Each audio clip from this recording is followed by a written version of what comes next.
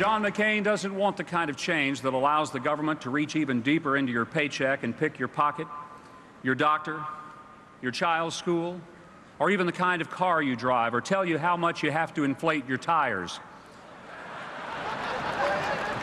And he doesn't want to change the definition of marriage.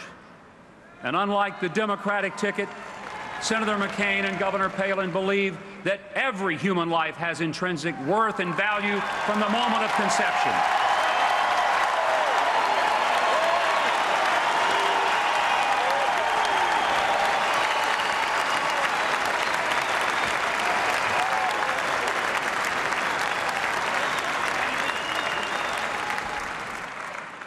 And speaking of Governor Palin, I am so tired of hearing about her lack of experience. I want to tell you folks something.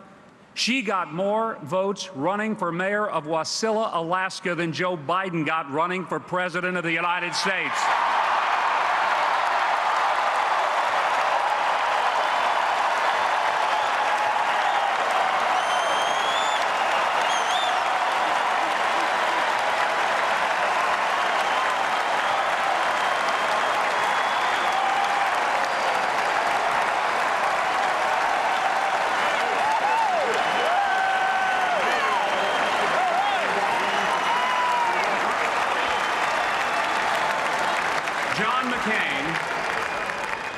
John McCain is by far the most prepared, the most experienced, and truly the most tested presidential candidate. He is thoroughly tested. When John McCain received his country's call to service, he did not hesitate, and he did not choose the easy path. He sat alone in the cockpit, taking off from an aircraft carrier to fly in the unfriendly skies, knowing that there was a good chance he might not make it back. And one day, he didn't make it back. He was shot down and captured, brutally tortured. He could have eased his own pain, even cut short his imprisonment, just by uttering a few simple words renouncing his country. But then, as now, John McCain put his country first. And he knew that to return with honor later was better than to return without it now. Most of us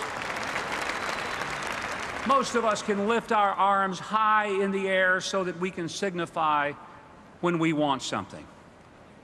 He can't even lift his arms to his shoulder, which is a constant reminder that his life is marked not by what he's wanting to receive, but rather by what he has already given.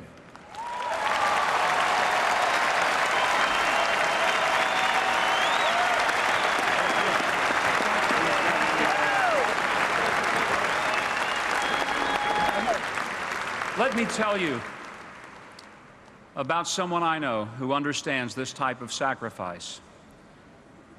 On the first day of school in 2005, Martha Cothran, a teacher at the Joe T. Robinson High School in Little Rock, was determined that her students would not take their education or their privileges as an American for granted. And with the principal of her school's permission, she removed all of the desks from her classroom on that first day of school in 2005. Now, the students walked into an empty classroom and they said, "Ms. Cothran, where's our desk?" She said, "You get a desk in my classroom when you tell me how you earn it." Well, some of them said, "Making good grades." She said, "Well, you ought to make good grades in my class, but that won't earn you a desk." Another student said, "I guess we get a desk when we behave." Martha said, "You will behave in my classroom, but that won't get you a desk either." No one in first period guessed right. Same for second period. By lunch, the buzz was all over the campus. Ms. Cothran had flipped out, wouldn't let her students have a desk. Kids started using their cell phones. They called their parents, and by early afternoon, all 4 of the local network TV affiliates had camera crews out at the school to report on this teacher who wouldn't let her students have a desk unless they could tell her how to earn it. By the final period, no one had guessed correctly. So the students filed in. Martha said, "Well, I didn't think you would figure it out, so I'm going to tell you." And with that, she went to the door of her classroom and motioned, and in walked over 20 veterans, some of them still wearing the uniforms from days gone by, every one of them carrying a school desk. And as they carefully and quietly arranged those desks in neat rows, Martha said, "You don't have to earn your desk, because these guys, they already did."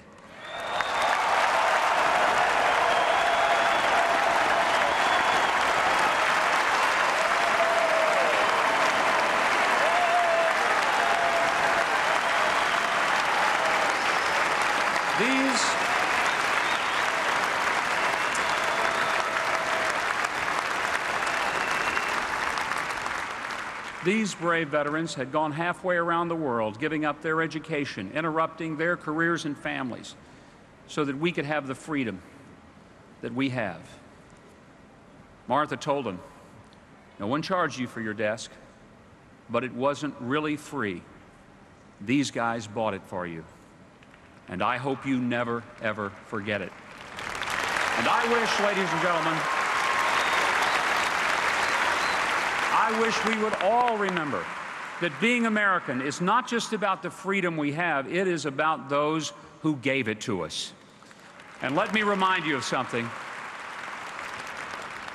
John McCain is one of those people who helped buy the freedom and the school desk that we had. John McCain helped me have a school desk. And I want to tell you, I pledge myself to doing everything I can to help him earn a desk, and I'm thinking the one that's in the Oval Office would fit him very, very well.